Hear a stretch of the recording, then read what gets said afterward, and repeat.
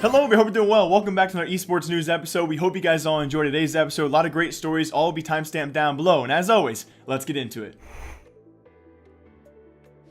And first off, of course, in CSGO news out there, and big news, the Faceit Major matches do continue, but also a quick reminder, guys, by this Sunday, we should have our 8 playoff teams finalized for that Faceit Major, but some big upsets already happening this morning, guys. It was Complexity, our first team to now officially go 3-0, and I definitely know, based off pick'ems we've seen so far, a team that many people did not have going 3-0. They beat big on Nuke this morning to be that first team to go 3-0, and speaking of first teams, this one, actually the 0-3 pick by most people out there, if not by a far out majority, is actually Team Winstrike. They are our first team to officially go 0-3, and unfortunate news as well, though, because they did so in a very close fashion, and actually in some very scary fashion for all you people who actually participated in this year's pick'ems, or this major pick'ems. It was Cloud9 who took Winstrike into overtime on Inferno, and there were several points in the game where you thought Winstrike, especially on their CT side, were going to come back and win, although to no surprise, guys, it was actually Cloud9 winning that game. But for a few moments, we were actually just 2 rounds away from Cloud9, of course the former major winners, to actually losing and going back to a minor,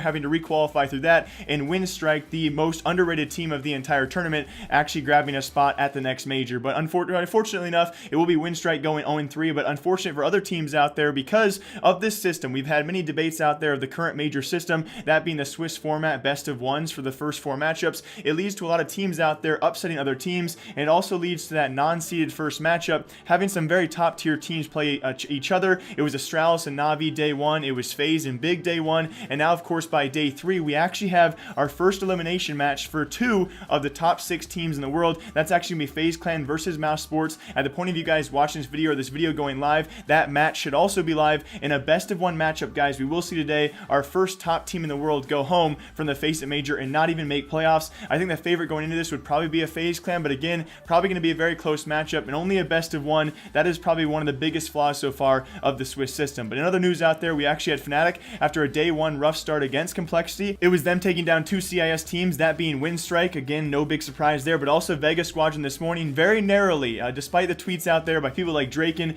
his confidence is soaring sky high. Fnatic do move to 2-1 after 2 dominant victories over some CIS teams there, and then some fortunate news as well for, I guess, the remaining part of the major, as well as today, it was actually JW coming out on Twitter. He's missing his own grandmother's funeral just to partake in this actual major, so they're obviously a bit heartbreaking to have him miss such an unfortunate event such as that to actually make the major. But as I said previously, guys, some big news coming by Sunday. We should have all of our CSGO major for this Faceit Major playoff teams actually finalized, and so far we have seen tons of upsets, and I'm sure there's plenty more to come. And also, tons happening in the Dota 2 scene out there. Big announcements coming soon. I'm sure many of you guys are aware. We've touched on this. The registration due date is actually the 15th, so tomorrow. Expect some big signings by then, but who's going to be signed? It's still a huge question. There's so many teams out there still in the making. We're going to talk about those a bit, actually bouncing off this first topic, and that's actually, disappointingly enough, going to be OpTic Gaming, confirmed by Hector in their latest Vision episode. It will be OpTic not to have a DPC or most likely an international team throughout the year of 2019. Very unfortunate news there. I'll link the Vision episode down below if you guys want to hear more details about that. It was expected they might sign maybe an ex-VGJ roster. That does seem to be a roster favorite for other organizations looking to get into Dota, but it will not be OpTic Gaming, as going forward, guys, throughout late 2017 and especially 2018, I think many of us have seen not the downfall, but definitely the struggle of this OpTic Gaming organization across CSGO, especially their Call of Duty roster most notably. Besides their Gears team, guys, a definite struggle here, and it's just tough to see a really favorited org out there like OpTic Gaming not have a Dota 2 roster. Now, speaking of course of their X roster, part of that being PPD and his new roster, currently not even signed to an organization yet, although they most likely will be at least sometime soon. If not, they'll probably prove themselves throughout DPC and surely be signed by someone out there. Alongside that, Fnatic so far making probably the biggest changes of any teams out there. Actually, of course, last week dropping 3 of their members, that being JT, Febby, and Kpi from that roster to pick up some new Mineski members, and that's actually one of the few remaining Mineski members themselves. The first of which going to be Ice, and Jabs, alongside Immortals member MP. So a great pickup here for Fnatic in my own opinion. Probably some of the most prominent changes we've seen so far for a roster out there, and Fnatic now changed 3 of their members, and alongside that add a new coach in Dubu. So a brand new Fnatic roster for this DPC as well as the International. I cannot wait to see how they actually do, and Ice continues his professional run here, guys. On top of that, though, I guess in some smaller news as well, but some big news in itself that people really care about, we still have no announcements from Dendi about his potential new team. Now, again, it was heavily expected, of course, from his departure from Na'Vi. He was not at the TI itself, but he was there as part of the talent or as part of their funny skits, and of course a very heavily fan favorite out there. Still no announcement for his future team, although hopefully sometime soon. Again, that registration date is going to be the 15th, so I really do hope some team out there is awaiting his approach. And a couple of the teams who could be potentials, although very unlikely, could actually be Envious or TSM, according to Francis Lee. Now, it's going to be a complete rumor here because it was a Twitch chat screenshot, so we can't take too much of it, but going forward, it does seem very likely. We've seen Envious owners actually talk about a potential Dota 2 pickup. Unfortunately enough, I think the Envious owner actually just is on a baby on the way, so obviously very busy there for himself, but it does seem very likely Envious and TSM want to enter the Dota 2 scene and actually signs up potential rosters, all according to Francis Lee. Could it be possible? Yes, although it would be expensive, and again, a last-second decision here, but it does seem very possible for TSM to likely even target the ex-VGJ Storm roster. As of right now, of course, that's going to be everyone besides Snake King, who did go to Complexity's new roster, so definitely potential new teams and organizations coming to Dota 2 very soon, hopefully more by Monday. If not by Monday, guys, DPC is going to start up here, and I'm sure some more changes, some future changes are sure to happen. And if you guys did see previously this week, it was actually an up-and-coming YouTuber as well as a Fortnite competitive player known as Neace. Now, I've watched this guy's videos in the past, and I really do enjoy them, but if you guys want to get involved in the drama, a little TLDR between him and Keemstar. If you guys are fans of either of them, it was actually Neace who struck first early this week with this video, targeting Keemstar and, of course, Friday Fortnite. Now, you guys know Friday Fortnite is pretty much dead. We'll talk about that in a bit here. It was actually Neace targeting this, though, for 2 reasons. A bit of a TLDR here, the first of which, he was calling Keemstar out for being a scumbag. Of course, some of his past actions, which I do think all of us have made plenty of mistakes, and Keemstar has made a bit of a comeback from those previous ones that many of you guys know about. But the main point he actually did make that I agreed with was the way that Friday Fortnite was actually ran. If you guys actually watched the first few weeks of the event itself, the few weeks that it actually did last, very well put on event, very fun to watch, because you knew many of the talent and many of the actual people involved in the tournament were actually heavily known on social media, that being YouTube or of course being very well known streamers. And this is actually a great point that Neace made, is Friday Fortnite was a great event. It was very well ran, it was very well loved by the community itself, but it only really invited people that were well known by the community. So people like Neace himself, of course, being a part of that, and a lot of the up and coming players who we've now seen, like Morgas TV and other players who've been signed out of nowhere because they did well after randomly doing well at events like PAX West, have now been officially signed. They only actually get the recognition after they win events. So it was kind of a pretty good point in my own opinion to make about Friday Fortnite not involving the smaller guys out there. Although then you could look at it from the other side, how do you get a hold of these smaller guys? It's very hard to contact some of these people, and again, it seems easier to actually acquire the talent that people know about, because that means the event does better anyway. So a lot of back and forth about that. Another point that Neace made was, of course, even with the skirmish events, we saw a lot of popular talent there. We had our last week of the first skirmish, that being the summer skirmish. Of course, a lot of pro players not even go to PAX West, and Neace made the point to say that people would not travel there, the pros would not travel to PAX West, because PAX West was an open qualifier. That meaning there was going to be a lot of up and coming talent, players that you would not even know about, who were likely going to be better than those streamers or YouTubers, and he could have very well been right. Of course, Morgas winning that was not very well known before that. He was not a streamer, he was not a YouTuber, so several points made by both of them, and of course Keemstar took to Twitter with several tweets targeting Neace. I'm not going to agree with, of course, the way he actually went against Keemstar and some of the allegations he did make, but still a bit of drama and back and forth in the Fortnite scene, as we have now officially confirmed as of this morning that the Fall Skirmish will be happening. Of course, it was already talked about earlier this week, and Epic themselves came out about it. It's now officially confirmed, though, going to be $10 million across 6 weeks, with also some new mini-game competitions added during the weeks, I think during the actual Monday through Friday days, and of course we'll have the weekend competitions for all the pro players to go to, and hopefully some of the lower tier guys out there, some of the up-and-coming pro players who could be better than the current streamers and YouTubers that we do have. It does seem, of course, Keemstar Friday Fortnite is now officially dead, and he will now take over Friday for, of course, the new Blackout Battle Royale, which actually does go live on PC today. So it can be cool to see the future of both these guys. I'm not going to take a stance on this, but what do you guys think about this? Of course, the Neace and the Keemstar drama, they both make some fair points, although they both kind of go about it in a targeting way.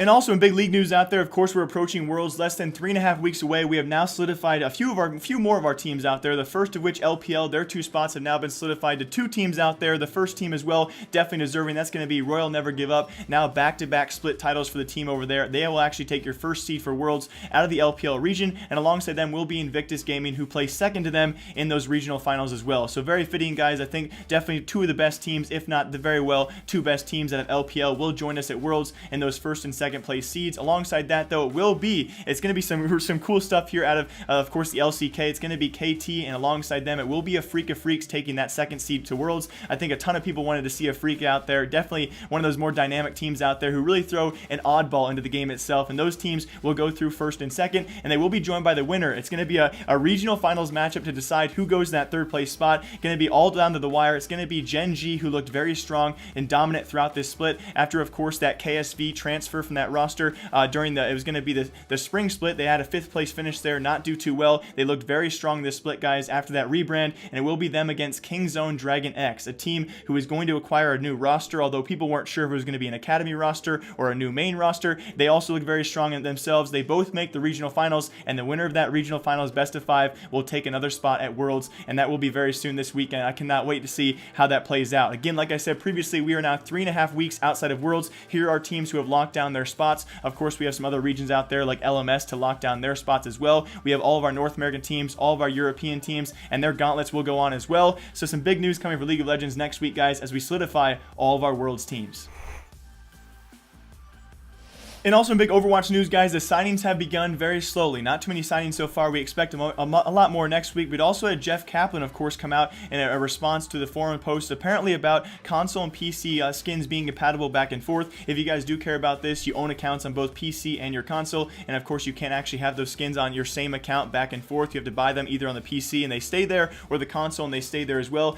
Jeff did respond and said the team was not too crazy about it. It is possible, but they're going to think of some solutions in the future. So it doesn't sound too hopeful for all of you players out there who actually would like this compatibility. I think it kind of connects to a game like CSGO. The future of CSGO, currently there are skins inside the game itself that are not actually going to be compatible when a new CSGO comes out, and I think a big fear of people out there in the market is that if a new CSGO comes out, should we panic sell our skins, or will they be compatible to the next game? And I think it would be a great addition to the game itself, but apparently Jeff thinks it might be a bit too crazy of a feature. But also some big news out there. Of course, our newest Overwatch teams are slowly solidifying their rosters. It'll be Team DC. So far, no team names, but they have actually started their rosters, especially with that coaching role. It's been kind of unique to see. Of course, they can't sign players officially quite yet, but they've also signed their coaches. It'll be Team DC signing NYXL former coach. That will be, of course, Wizard himself. He took a whole 24 hours to be re-signed. He actually had this job locked up for quite some time. It's now officially announced, though. Him, alongside, of course, one of his former tank members, that'll be Janice, have now officially joined that roster. It'll also be Bishop joining the Toronto roster. And if you guys have been watching Toronto on Twitter, they've been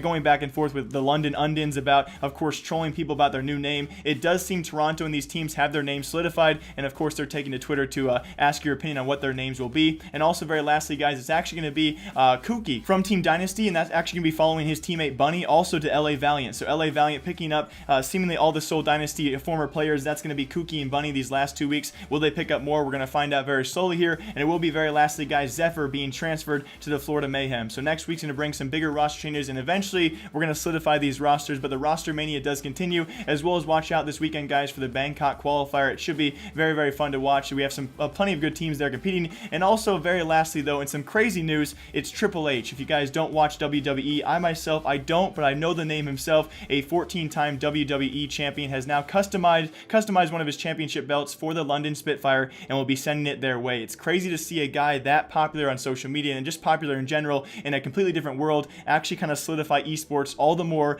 by sending London Spitfire, of course, for their Overwatch League championship title there, a brand new customized championship WWE belt. That is a mouthful, but yeah, Triple H is now sending London Spitfire one of his own customized championship belts. That is some crazy news.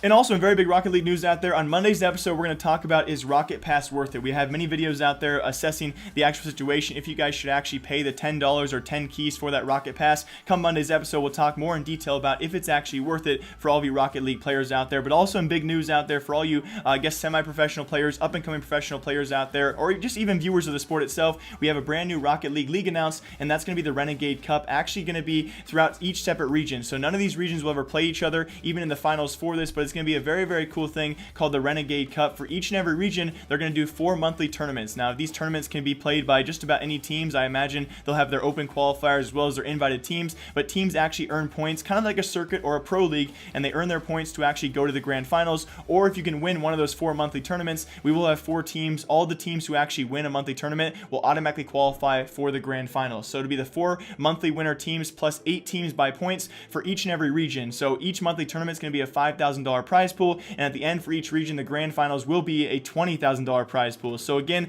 kind of adding on to, of course, RLRS as well as RLCS. For any teams who want to compete in this, it's going to be very cool to see the up-and-coming pro teams who can actually make this circuit and kind of have a fun time watching it as well. It's going to be a brand new viewership experience, and I cannot wait to watch. But also, very lastly, of course, speaking of RLCS, guys, week 2 matches do start. I'll show them on screen for all of you, as well as give you guys my quick predictions. Now, I'm not too good at predicting, but I think the RLCS, especially North American side, is going to be quite straightforward. So let's see how many matches we can actually get right come Monday. I'm going to take Cloud9, NRG, G2, Ghost, and Cloud9 in the final matchup. And of course, for the European side, I'm going to choose some upsets for all of you guys. I'm going to take PSG, I'll take Complexity, I'll take Dignitas over Mouse Sports. I think this is going to be a close matchup, but Dignitas, I think the better team, even though Mouse Sports having a pretty strong start. Also on top of that, kind of an upset, I'll take Fnatic over Vitality. Fnatic, your 0-2 start to the league, not looking too hot, and Vitality, a stronger start themselves. I think Fnatic upset them. And very lastly, you know what? I'll have the streak continue. We dem girls, guys. Remco and the boys are the girls. I'm going to have them going over PSG in that last matchup. So we'll see how we do come Monday.